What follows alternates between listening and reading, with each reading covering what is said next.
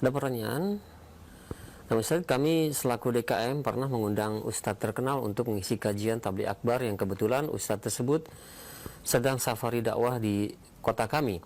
Namun yang mewujudkan kami dari DKM masjid-masjid kecil adalah biaya perjalanan dan akomodasi Ustadz beserta krunya ditanggung masjid yang akan diisi oleh Ustadz tersebut. Ketika kami berikan, ada juga biaya transportasi Ustadz dengan tarif minimal dari manajemennya, dengan alasan manajemen dan kru perlu digaji di samping Ustadz pemateri. Hal ini terasa memberatkan bagi kami sebagai DKM masjid kecil di kota kami.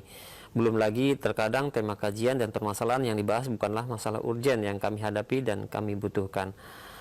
Apakah yang kami keluhkan ini benar, Ustadz? Mohon nasihatnya dan penjelasannya. Barakallahu fiik. Allahul musta'an. La haula wa la quwwata illa billah.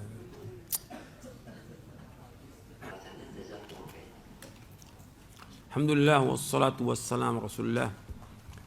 Bagi seorang alim itu harus punya anggapan bahwa dunia ini tidak ada harganya sama sekali. Jangan mengharapkan sesuatu dalam dakwah ini. Dan juga antum perhatikan tentang dakwah ini berkaitan dengan masalah safari dakwah dan yang lainnya. Antum perhatikan, kita pernah dengan para dai itu berkumpul. Mungkin sebagian antum juga ada yang belum tahu. Kita pernah mengadakan pertemuan di Jakarta. Seingat saya itu tahun 2007. Saya, Ustadz Hakim dan para dai. Artinya nggak semua dai salaf yang datang. Pertemuan pertama pernah kita lakukan tahun 2006. Yang kedua 2007. 2007 itu lebih banyak yang hadir. Kita bahas beberapa masalah waktu itu. Masalah beberapa firqah yang sesat, ajaran yang sesat dan yang lainnya.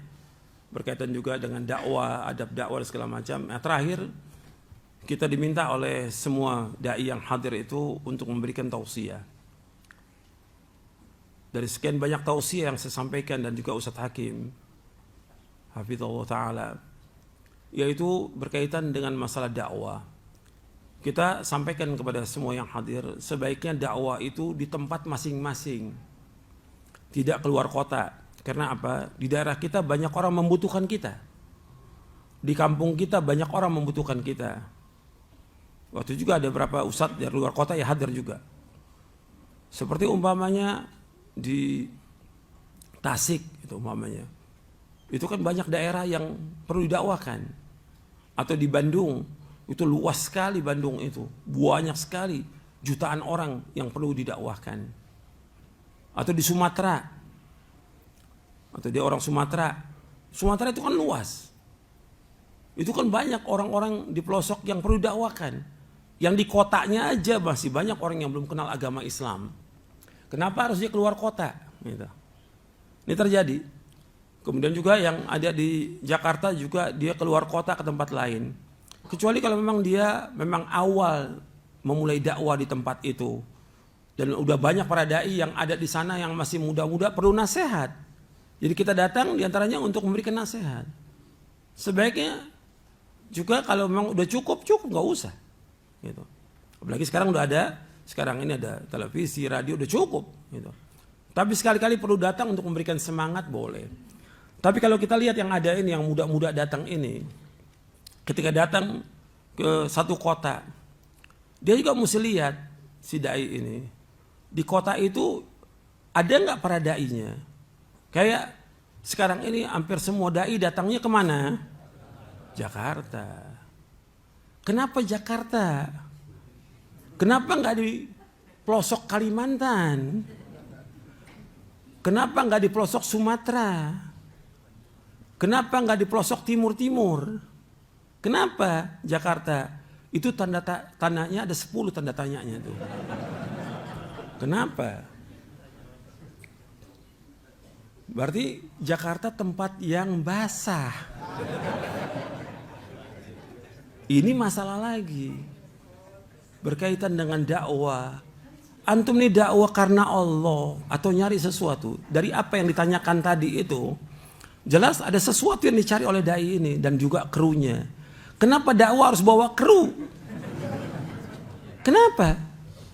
Dakwah cukup satu orang ketika Nabi mengutus Mu'adz bin Jabal ke Yaman sendiri. Ketika Nabi juga mengutus yang lain sahabat sendiri. Gitu. Dan susah perjalanan dulu, susah. Bawa bekal. Tapi berjalan mereka dengan susah payah. Berjihad dengan hartanya dan dirinya untuk menegakkan agama ini. Tapi sekarang enggak. Ada sesuatu yang diharapkan. Mestinya berpikir, buat apa dia ke sini ke Jakarta? Buat apa dia ke Bogor? Buat apa dia ke Bekasi? Mau apa dia? Karena dia mau dakwah. Lah antum daerah antum masih banyak yang belum kena dakwah kok, belum tersentuh dakwah sama sekali. Apa di Jakarta nggak ada dai? Ratusan di Bekasi, di Bogor banyak dai. Kenapa harus datang? Mesti berpikir, di Jakarta udah banyak dai, kenapa saya harus ke Jakarta? Kan panitia yang panggil, panitianya bukan orang pinter kan, semua panitia orang-orang bodoh. Panitianya bodoh, nggak ngerti agama. Sebagian orang kaya juga dia punya duit. Nggak enak kalau pengajian-pengajian yang penuh gini, nggak enak. Saya mau cari yang enak, duduk di hotel, panggil dai dari luar kota. Karena dia punya duit. Ini orang-orang yang merusak agama. Ini orang-orang yang merusak dakwah. Perusak dakwah, dia nggak menjadi perusak dakwah. Karena apa? Dia sudah membeli ustadznya dengan apa? Dengan uang. Diimimi dengan uang. Dan ini terjadi. Betul awalnya si ustadz, awalnya dia dakwah ikhlas karena Allah Ta'ala. Tapi belakangan udah sodorkan uang, tadi kan pertanyaannya gitu. Buat dia segini, buat krunya segini. Ya Allah. Mana ada fi'lu salaf seperti ini? Gak ada sama sekali. Antum lihat dalam Al-Quran dong, para anbiya rasul, aku nggak minta harta dari kalian, aku nggak minta ganjaran. La as'alukum alaihi ajra. In ajra illa ala rabbil alamin. Aku nggak minta upah dari kalian. Ganjaranku Allah Taala. Mestinya kan begitu. Tapi ini kan enggak seperti itu. Mesti ditolak itu. Tapi kemudian dia minta nih ustadznya minta. Dan krunya juga minta, gitu. Ini yang salah ini panitia.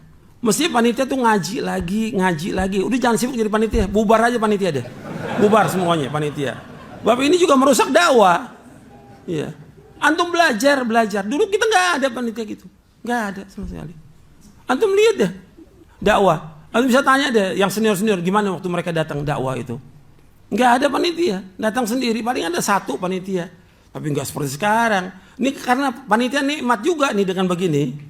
Merasakan nikmatan. Apa kenikmatannya? Bisa ngumpulkan donasi, bisa dapat jatah juga berapa persen tuh dari dakwah. Ini nyata. Gitu. Dan kemudian masing-masing ustadz punya panitianya lagi. Kalau ustadz ini ada panitia sendiri, ibu-ibu ini. Ntar ustadz yang lain lagi ada panitianya lagi sendiri. Ini apa nggak ngerusak dakwah ini? Apa nggak bikin perpecahan? Berjalan seperti biasa ya dakwah. Ada berapa ustadz ngajar di majelis cuma jamaah 10 orang, 20 orang, nggak ada masalah. Tapi jalan yang diajarkan tauhid, diajarkan mereka tentang sifat wudhu, sifat sholat dan yang lainnya diajarkan. Itu manfaat. Datang ustadz-ustadz ini banyak menimbulkan segala macam lah sudah. Kerusakan dalam masalah niat, kerusakan juga dalam masalah amanah, kerusakan juga dalam masalah ilmu, kerusakan dalam masalah hati. Hatinya rusak. Yang tadi tujuannya akhirat, tujuannya dari apa? Dunia.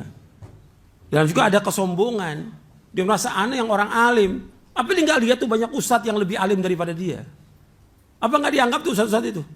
Mana ada zaman dulu ada orang datang ke Madinah, Imam Malik. Oh Imam Malik nyingkir, ana dulu yang ngajar ini Masjid Nabawi. Mana ada? Ada orang datang ke Baghdad umpamanya di Basrah Imam Ahmad. Oh Imam Ahmad nyingkir, saya dulu yang nggak ada. Semua tawadu gitu. Bahkan dia mesti tanya, antum sudah ketemu dengan ustadz-ustadz yang ada di sana? Diizinkan nggak saya untuk datang, untuk ngisi? Mesti kan begitu adabnya. Ini nggak ada adab sama sekali. Yang luar kota ini tidak ada adab sama sekali. Udah, saya udah lihat sendiri, nggak punya adab sama sekali. Udah, itu adab dalam masalah hubungan manusia dengan manusia. Belum adab lagi dengan yang lain berkaitan dengan masalah uang ini. Nggak punya adab. Ini ngerusak ini. Sekarang ada seorang dai dikasih uang umpamanya 1 juta. Sedang yang ngajar rutin di situ cuma dikasih 200.000. Kan ngiri apa enggak itu ustadznya? Ngiri. Dan ini terjadi. Saya waktu tadi saya cerita yang tadi tahun 2007 itu, ketika saya dan Ustadz Hakim sampaikan itu masalah itu. Ustadz Hakim udah ngajar sejak tahun 92 ngajar Sahih Bukhari. Dan saya sudah dakwah juga sejak itu sama dengan Ustadz Hakim. Dan saya udah keliling juga dakwah ke daerah timur, Ustadz Hakim ke daerah Sumatera. Udah jalan, gak ada panitia, jalan aja kita, satu orang yang biayai udah cukup, satu orang jalan dakwah. Gak ribut, gak ada masalah sekali. Dakwah jalan, yang penting dakwah ini sampai kepada umat. Nah selesai dari pertemuan itu keluar ustadz-ustadz yang di luar kota ngomong, Ustadz Yazid sama Ustadz Hakim hasad, dengki iri sama kita. Siapa yang iri? Loh kita udah punya pengajian sendiri di Jakarta dan kita nggak ribut. Kalau mau tanya pengajian itu bisa tanya deh di Dewan Dakwah siapa yang ngurus, nggak ada yang ngurus. Siapa yang biayai, nggak ada yang biayai sama sekali. Sendiri. Mesti antum lihat dong ngirinya di mana. Ustadz Hakim nggak ada panitianya sama sekali. Jalan. Jadi mestinya berpikir tuh di mana irinya. Habis itu kita dengan Ustadz Hakim sepakat, udah kita nggak usah bikin pertemuan lagi deh. Udah deh. Ini ternyata yang ngomongin ustadz-ustadz juga. Kita kasih nasihat untuk kebaikan, malah kita dihujat oleh mereka, dibilang hasad. Di mana hasadnya? Gitu. Kita nggak ngarepin apa-apa dari dakwah ini, alhamdulillah dengan izin Allah. Dan antum sekarang datang ke Jakarta, seandainya sendiri aja, kemudian antum mendapatkan uang dengan nilai tertentu, itu buat iri orang-orang di sekitarnya tuh. Baik itu di Jakarta atau di Bekasi atau tempat yang lain.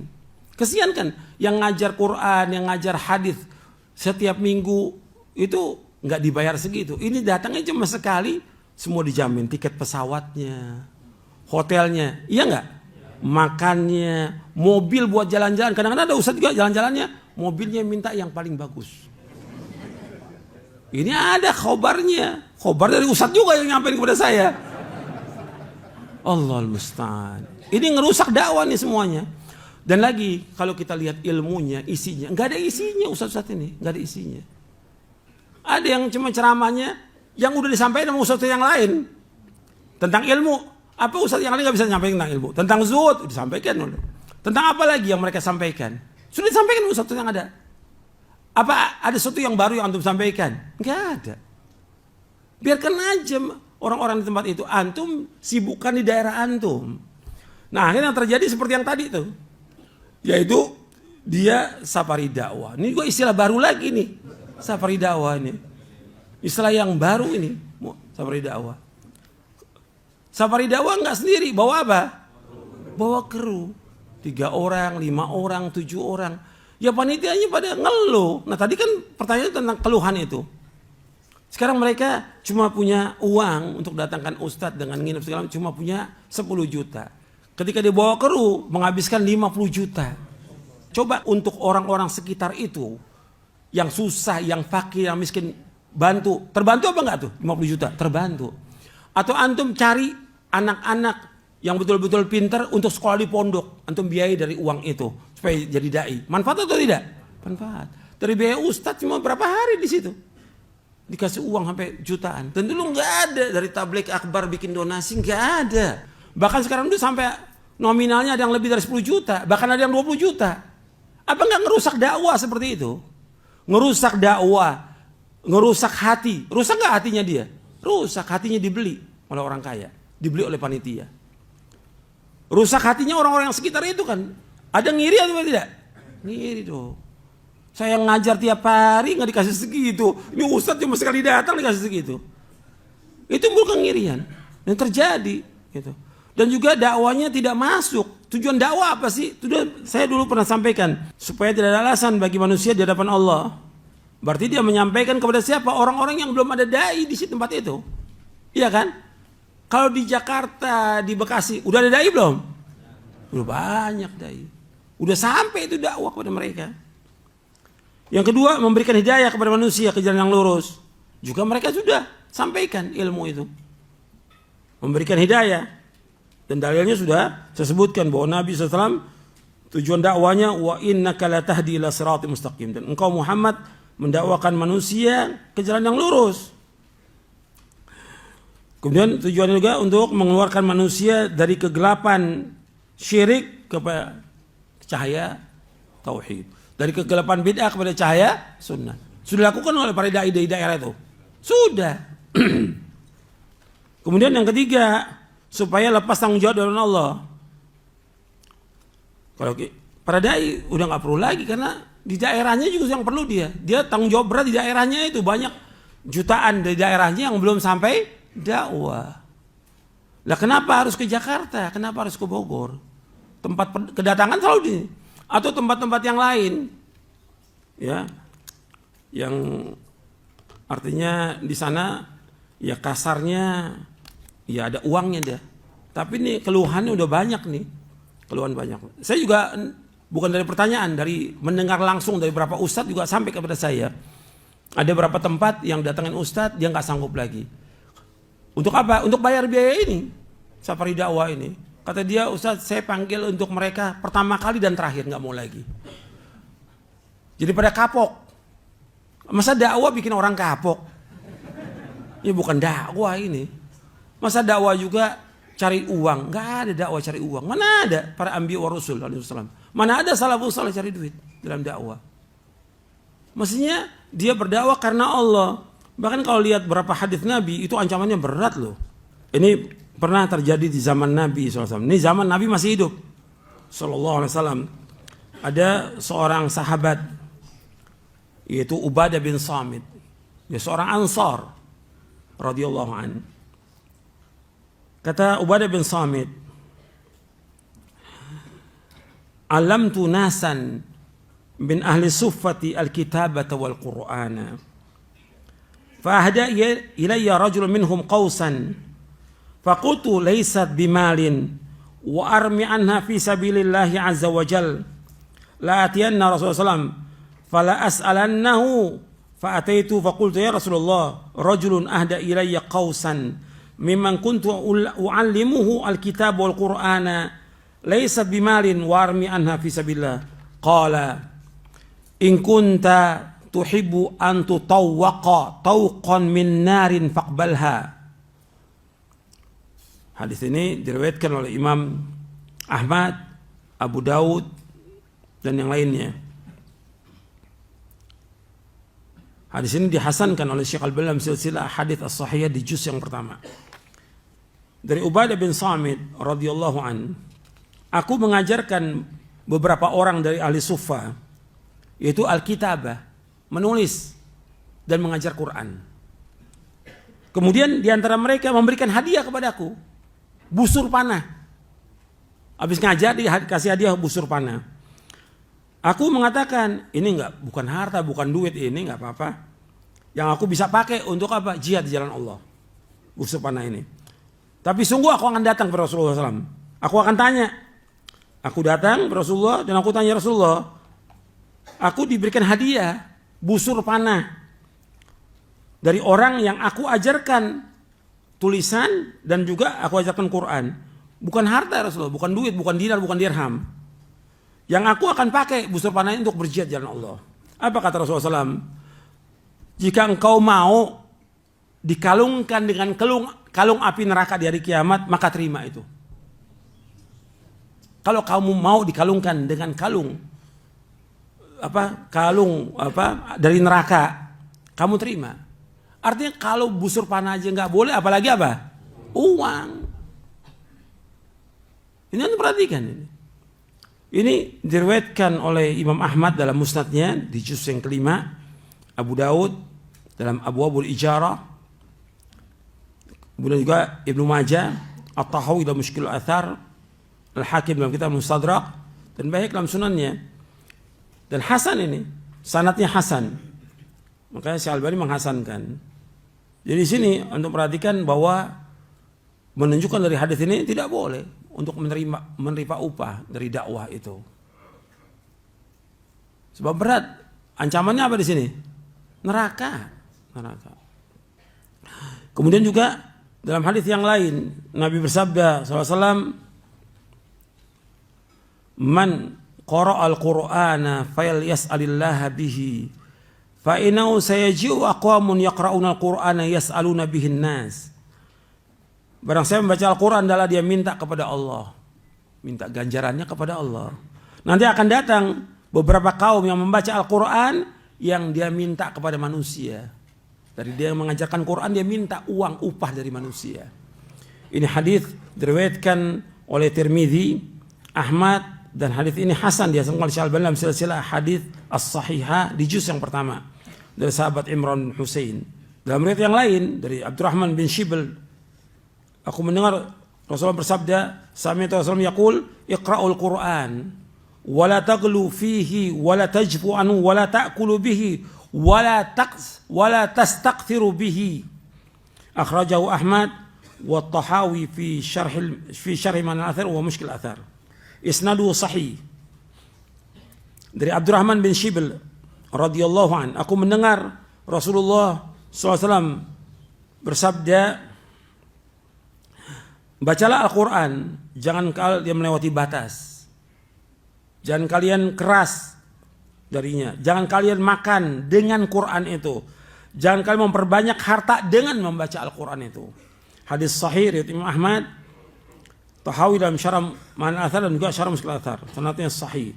Syekh Al-Albani membawakan riwayat ini dalam silsilah hadis Sahih Juz yang pertama dan silsilah Sahih Juz yang ketujuh.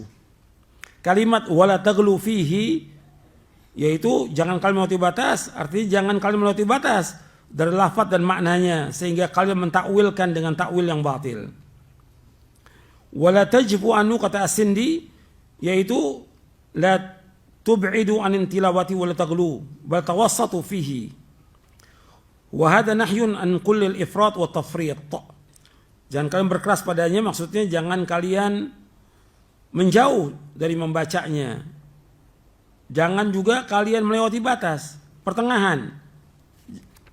Kemudian artinya diperintahkan untuk wasat, tidak gulu berlebihan dalam bacanya, tidak juga keras. Maksudnya tidak berlaku keras atau tidak mengamalkannya. Wala ta'kulu bihi, jangan kalian makan dengan Al-Quran, dengan sebab kalian mengajarkan Quran, jangan kalian makan dengannya. Wala tastaqthiru bi aimal, jangan kalian memperbanyak dengan Quran itu al-mal, yaitu harta. Ai la tatlubu dunyawiyan sawa'an kana hajatan asliyah atau zaidatan ka ziyadatil mal. Maksudnya jangan kalian memperbanyak harta dengan mengajarkan Quran, jangan kalian minta imbalan duniawi. Apakah itu keperluan yang pokok atau tambahan, seperti tambahan harta. Ini penjelasannya dari As-Sindi, dibawakan dalam Mawsu'ah Musnad Imam Ahmad di juz yang ke-24. Banyak lagi yang lain hadisnya, tapi cukup sampai di sini. Dan kita wajib berhati-hati. Jadi ngajar semuanya karena Allah dan berkaitan dengan safari dakwah, antum sebaiknya dakwah di tempat antum sendiri. Itu lebih mulia. Bahkan kalau antum punya pondok, ya antum di pondok itu ngajarkan ilmu. Ganjarannya sama. Antum mengajar di pondok dengan ngajar antum di luar, ya lebih manfaat di pondok. Yang kita cari kan ganjaran, yang kita cari akhirat bukan dunia. Harta yang antum dapat belum tentu juga benar menurut syariat. Larangannya banyak ini, tadi saya bacakan.